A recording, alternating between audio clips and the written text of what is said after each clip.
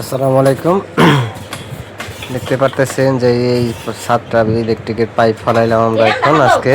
কত সুন্দর! এই যে এদিক দা পাইপ আছে, যেটা ডিবি বক্স মাঝখানে, ওই জায়গায় মাঝখানে ওয়াল হবে। ডিবি বক্সে লাইন করলাম এই জায়গায়।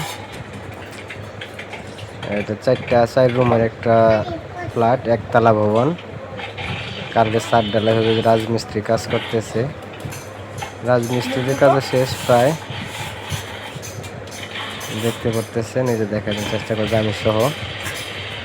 পিছনে সিঁড়ির কাজ করতেছে রাজমিস্ত্রিরা, আর আমরা এদিকে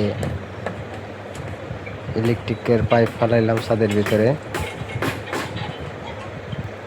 ওই যে মিস্ত্রি কাজ করতেছে, আরেক মিস্ত্রি,